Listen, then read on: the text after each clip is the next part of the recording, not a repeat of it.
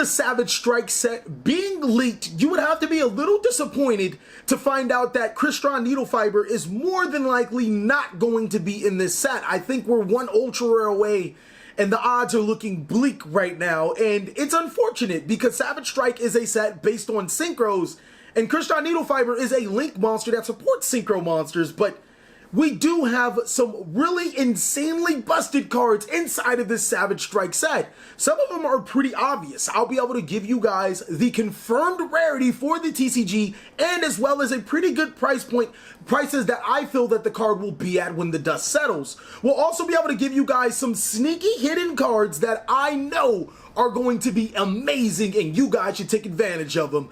I'm TheCaliEffect, and if you guys want to see more videos like this, then go and destroy that subscribe button. But more importantly, go ahead and that notification bell because, well, we just too strong. Also want to give a special thanks to every single one of my Patreons. Without you guys, videos like this would not be possible. Also, a mad shout out to our newest Patreons, Shane Hurdle and John Sanchez. Welcome to the clan. Make sure you guys add yourself to that Discord as well as message me or Jest so we can get you to the top dog so you can take advantage of all your rewards. Without further ado, I present to you the best cards inside of the Savage Strike set, their confirmed rarities, as well as what I think that their price will settle on to.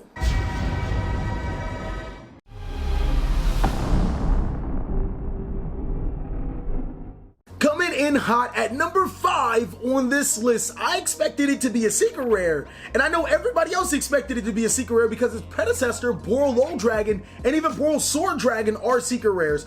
Borreload Savage Dragon is a ultra rare inside of this set, and it blows your mind to find out that one of the most powerful cards in the set is going to be a lot cheaper than it would be if it were a secret rare. It is a level 8 synchro monster with 3,000 attack and 2,500 defense, and allow me to read that effect. It says when this card is synchro summoned, you can equip one link monster from your graveyard to this card, and if you do, place Boral counters on this card equal to the link rating. It gains attack equal to half of the attack of the monsters equipped to this card by this card effect, and when your opponent activates a card or effect, you can remove one Boral counter from this card to negate the activation. Now you can only use the effect of Borreload Savage Dragon once per turn, but it is a really good synchro monster, probably the best level 8 synchro monster, and if not, it is the best synchro monster we've had in quite some time. The ability to manipulate link monsters through a synchro and then negate card effects is just insane. I think that Borreload Savage Dragon at its hype when the dust settle will be around $20, $25, maybe $30, just because ultra rares are a lot easier to pull in box sets than secret rares. So I feel that it's a players rejoice situation because Borreload Savage Dragon could have been a secret rare, making it a $50 to $80 card, but since it's an ultra rare, I just don't see it being more than 30, possibly even 40 bucks on this sneak peek release.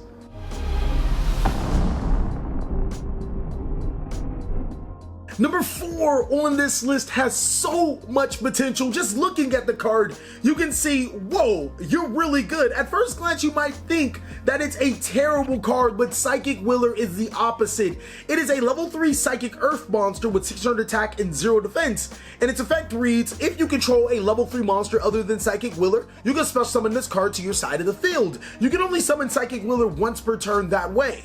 If it is used for a synchro summon, then you can destroy one monster on the field with an attack less than the attack of the monster that you use for a synchro summon using this card. Now this card is insane. Not only does it provide synchro options as a free summon to your side of the field, and it's a level 3 tuner, one would wonder how good is Psychic Willer and what deck would be best in it. Now the Psychic monsters would be a pretty decent fit for the deck, but there also is another archetype that thrives on playing level 3 monsters named Burning Abyss. Not only do Burning Abyss get easier access to Virgil and Bryonic, they also get a destruction in between, and you don't necessarily have to use the Danger Engine because this card is a 1-card extender guaranteeing you a level 3 without sacrificing hand traps on your own. I think that Psychic Willer is extremely powerful, and don't sleep on this card. It not only gets you free outs to your opponent's Thunder Dragon Colossus, it also is a free level 3 monster to make for Dante in case you need to be. It's really strong, and I can see it being a $40 card at max just because of its secret rare,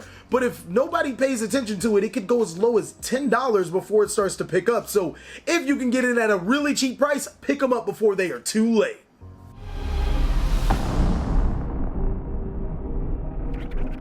Number 3 on this list looks like the most dangerous card of the set because there's so much negation running around. This can completely punish the opponent for trying to punish you. Rich's Strike follows the Solemn series and actually shows the Forbidden Chalice lady in her lowest form retaliating against who is father of a Full Metal Alchemist, but nonetheless, Witch's Strike says when your opponent activates a card effect to negate one of your summons, or my apologies, if your opponent negates a normal or special summon, or negates the activation or a card effect, so negation has to be successful, destroy all cards your opponent controls and in their hand. In a nutshell, this card seems insane. The ability to not only nuke your opponent's entire board, but their hand follows with it.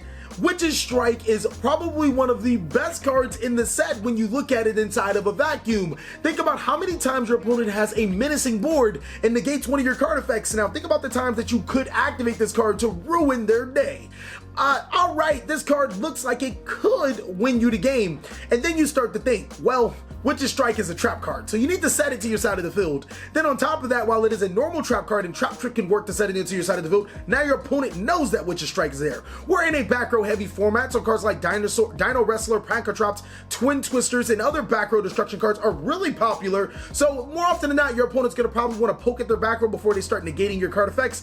And then on top of that, it's a trap card. It has no graveyard effect. So I can see Witch's Strike ballooning to some incredible price at first, but then once players start to realize that while it does look great inside of a vacuum, the card isn't as great as advertised. I can see this card actually going pretty low as a $10 secret rare, but when you look at the card, it's just so awesome. You just can't help yourself but say it's a really powerful card that in certain situations, especially once back row starts to die down, this card could be a terror. Being able to activate it when your opponent Ash Blossoms enjoy Spring You, it's just too strong. And we already know that Ash Blossom is getting a reprint as a common, so everybody's gonna have it.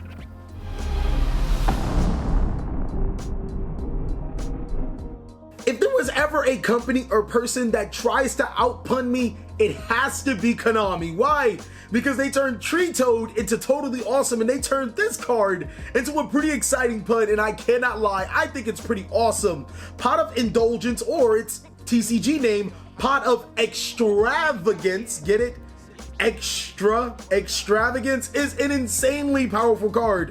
What it does is at the start of the main phase, you can banish face down cards in your extra deck, so you can't banish those pendulum monsters that went to your extra deck face down, and you can either banish 3 or 6 cards to draw 1 card for every 3 cards that you banish. So if you banish 3 cards, you draw 1 card. If you banish 6 cards, you draw 2 cards.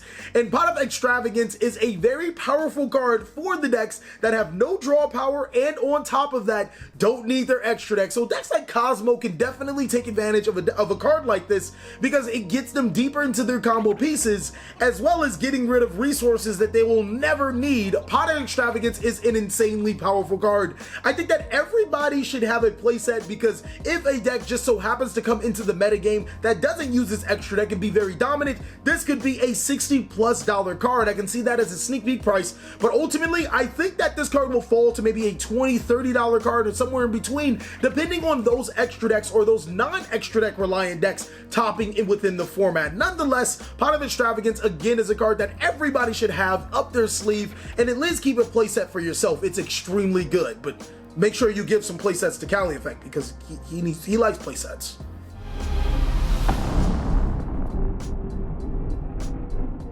Before we get into number 1, I just have to say there are so many great cards inside of the Savage Strike set.